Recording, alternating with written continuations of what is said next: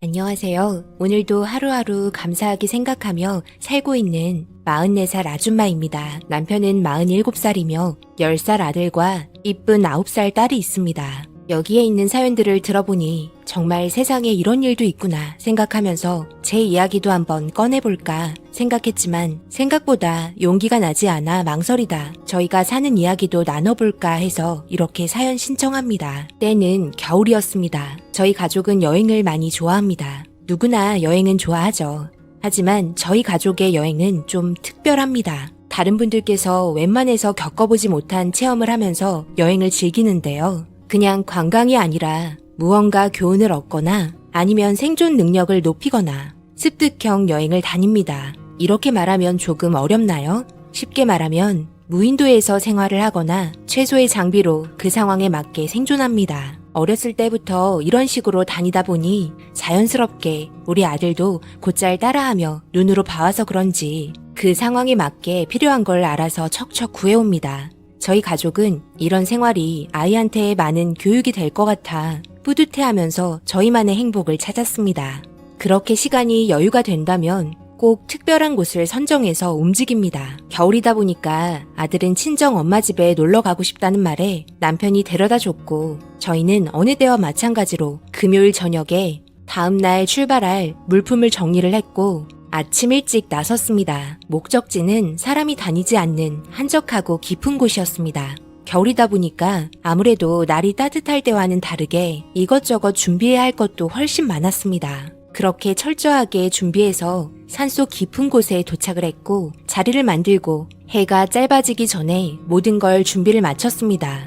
남편이 이런 쪽에는 상당한 지식이 많기 때문에 그동안 위험했다거나 문제가 생긴 적은 한 번도 없었습니다. 그런데 날이 생각보다 좋지 않았고 산속 깊은 곳이라 눈이 오기 시작해서 그런지 남편은 약간 걱정을 하기 시작했습니다. 그리고 너무 위험할 것 같으면 철수하자고 말했고 점점 눈이 많이 내리기 시작하면서 이대로는 안 되겠다며 철수 결정을 내렸습니다.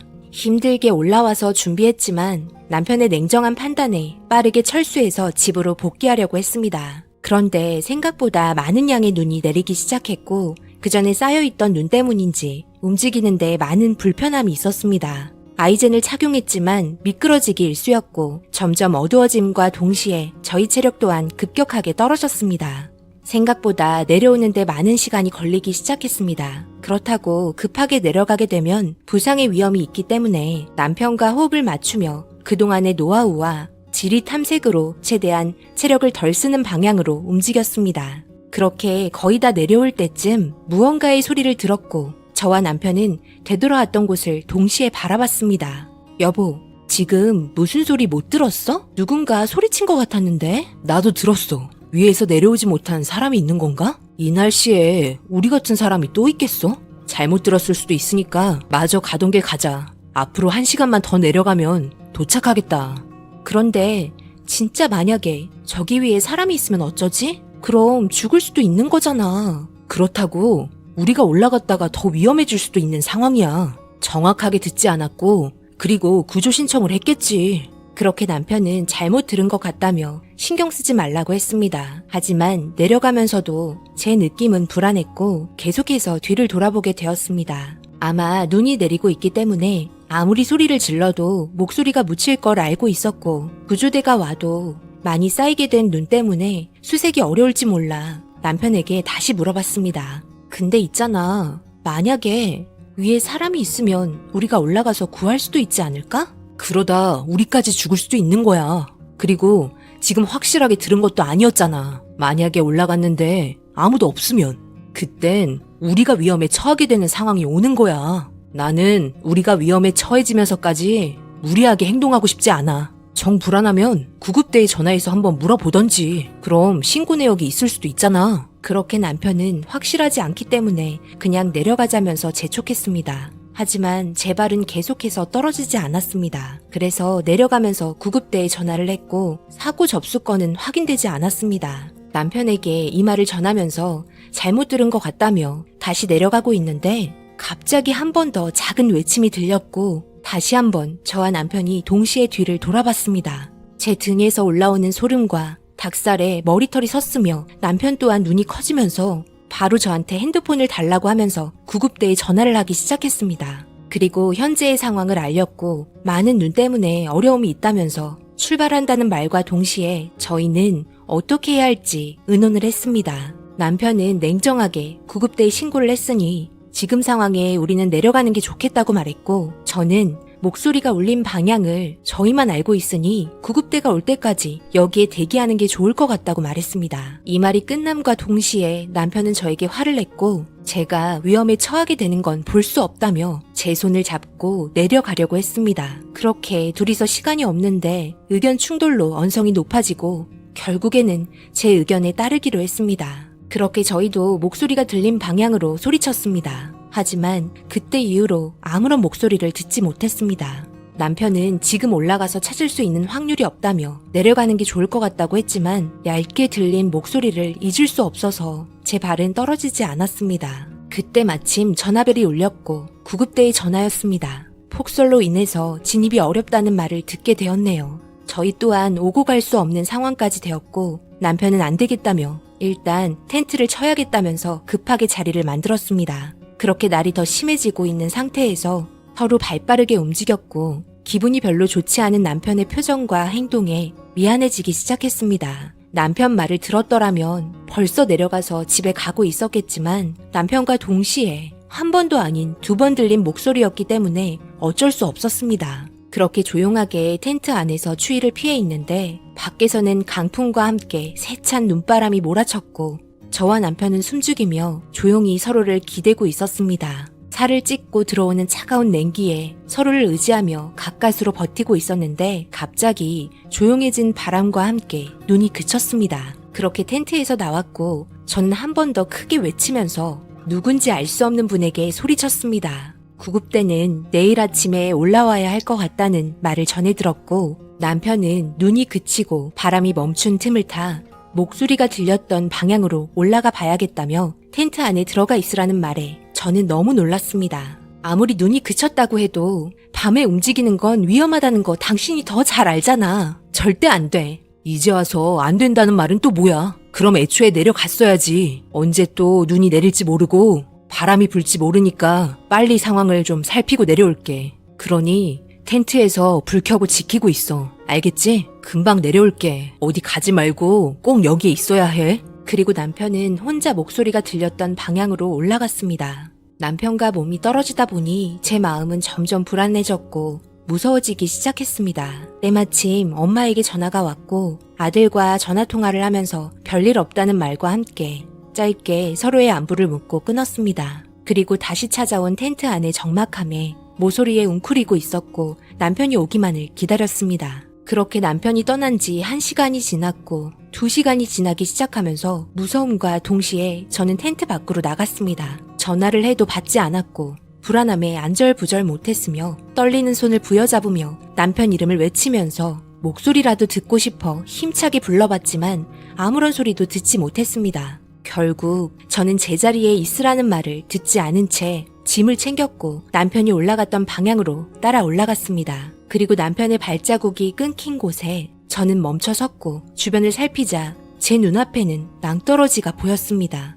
심장이 쿵 내려앉았고 낭떠러지 있는 곳에 랜턴을 비춰봤지만 랜턴 빛이 아주 희미하게 땅에 도달했습니다. 저는 남편의 발자국이 끊긴 곳에서 큰 소리로 외치며 찾았지만 아무런 목소리를 듣지 못했습니다. 그렇게 제자리에 서서 아무것도 할 수 없게 되었고 랜턴으로 주위를 살피며 맴돌았습니다. 분명 근처 어디에 있을 거라는 확신과 함께 정신을 다시 차렸으며 낭떠러지 있는 곳을 자세히 보니 로프 하나가 내려져 있었고 확인을 해보니 남편의 로프가 확실했습니다.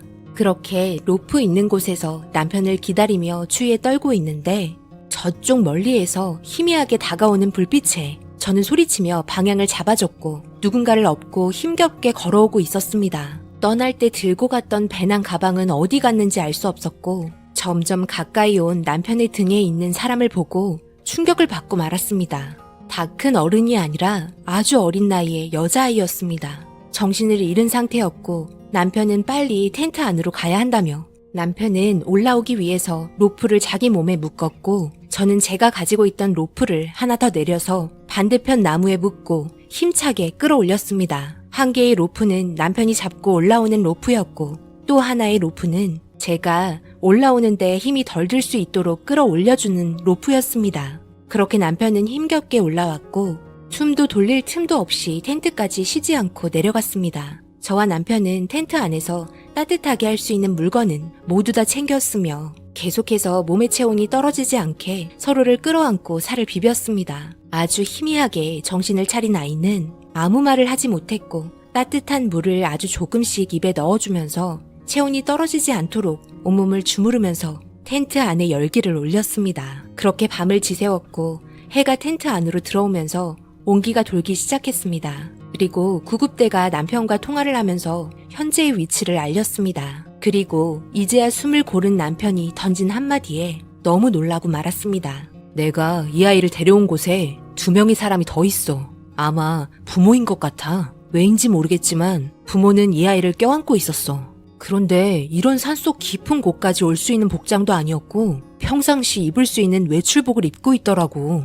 둘 다 저체온증으로 먼저 세상 떠난 것 같고 이 아이는 부모 품에서 추위를 피하고 있다가 정신을 잃은 것 같아. 아마 우리가 들었던 목소리는 이 아이가 외친 것 같아. 그래서 미세하게 들렸던 거고 잘 들을 수 없었던 거야. 진짜 조금이라도 늦었다면 아마 이 아이도 무사하지 못했을 거야. 지금도 몸이 완전 회복을 하지 못했는지 정신을 못 차리고 있네. 이따가 구급대 오면 병원에 같이 가 있어. 나는 현장에 가서 이 아이 부모 있는 곳을 알려줘야 하니까. 그렇게 남편은 충격적인 말을 저에게 전해줬고 2시간 정도가 지나자 구급대가 저희가 있는 위치에 와서 저와 아이를 부축해줬고 남편은 다른 일원과 함께 아이 부모가 있는 곳으로 향했습니다. 저에게 걱정 말라며 금방 뒤따라 가겠다는 말과 함께 저를 안심시켜줬습니다. 그렇게 남편은 늦은 저녁 병원으로 왔고 불안에 떨며 한참을 울었던 아이는 남편을 쳐다보고 있었습니다. 저는 남편 손을 잡으며 고생했다고 말하며 안아줬습니다. 그리고 찾아온 경찰에게 저희가 겪었던 일을 모두 말해줬고 경찰이 조사한 결과 알게 된 또 하나의 충격적인 사실에 남편과 저는 눈물을 흘릴 수밖에 없었습니다. 아이의 부모는 둘 다 고아원에서 만나 생활고에 허덕이며 27살과 28살의 나이에 갈 곳 없이 아이를 힘들게 키우다 결국 해서는 안 될 결정을 한 것 같다며 경찰부는 안타까운 시선으로 아이를 쳐다봤습니다. 저희 또한 아이를 쳐다보며 걱정이 많았습니다. 이 아이는 결국 혼자가 되었고 다시 고아가 되어야 하는 입장이었습니다. 아무리 힘들어도 이런 결정을 내린 부모들이 원망스러웠고 가슴이 아팠습니다. 금세 기력을 찾은 아이는 배가 고프다며 칭얼대기 시작했고 때마침 병원밥이 나와서 아이를 조심스럽게 일으켜서 밥을 먹였습니다. 얼마나 배가 많이 고팠으면 씹지도 않고 목으로 넘겼고 깨끗이 비운 밥그릇이 내심 아쉬웠는지 숟가락을 빨며 더 먹고 싶다는 눈빛을 저에게 보냈습니다. 그러다 따뜻한 병원의 온기에 밥도 먹어서 그런지 금세 다시 잠이 들었고 저는 남편을 불러 이 상황을 어떻게 처리해야 할지 물었습니다. 남편과 저의 마음은 서로 똑같았으나 말을 꺼내지 못했습니다. 쉽지 않은 결정이었고 한 아이의 인생을 책임져야 하기 때문에 더욱더 말 한마디 한마디를 조심했습니다. 그렇게 저와 남편은 한참을 묵묵히 땅만 쳐다봤고 결국 제가 먼저 남편에게 말했습니다. 이런 상황 정말 흔치 않은 상황이고 저 아이와 우리가 인연이라면 함께하는 게 좋지 않을까? 그게 잘된 선택이던 잘못된 선택이던 간에 우리가 저 아이를 발견했고 우리가 구해줬으니 어느 정도 책임도 있지 않을까? 나도 당신과 같은 생각을 안 한 건 아니야. 처음 이 아이를 발견한 순간부터 우리는 인연이었으니까. 하지만 한 아이의 인생을 책임져야 하는 만큼 정말 신중히 선택을 해야 할 것 같아. 나는 당신의 의견을 따르도록 할게. 저 아이의 부모는 둘 다 고아였다며. 그럼 결국 우리가 떠나면 저 아이도 고아가 되는 거잖아. 그렇게 되면 결국 결과는 우리와 함께하는 것보다 더 못한 삶을 살고 있지 않을까? 우리의 식구로 받아들이는 걸로 하자. 그렇게 저와 남편의 긴 대화 끝에 결국 하늘이 저희에게 준 선물이라고 생각하고 받아들이기로 했습니다. 그렇게 함께 지낸 지 이제 2년이 되었네요. 당연히 싸우기도 많이 싸우고 제 아들과도 매일 티격태격하면서 잘 때는 또 같이 자며 오빠 오빠 하면서 따라다니는 게 세상 사랑스럽네요. 상황이 어찌 되었든 간에 하늘이 정해준 인연, 어찌 거절할 수 있을까요? 받아들이기로 했고, 예전의 삶보다 지금 현재의 삶이 더 소중하고 행복합니다. 항상 건강하고 밝게 커줘서 고맙고, 엄마 아빠라고 불러줘서 고맙단다. 과거에 아팠던 기억은 모두 잊어버리고, 우리와 함께 평생 행복하게 잘 살자. 사랑한다, 우리 딸 민지야. 오늘의 사연은 여기까지입니다. 댓글로 여러분들의 생각과 조언을 남겨주세요. 구독, 좋아요, 알림도 꼭 부탁드립니다. 저는 다음 영상으로 찾아뵙겠습니다. 감사합니다.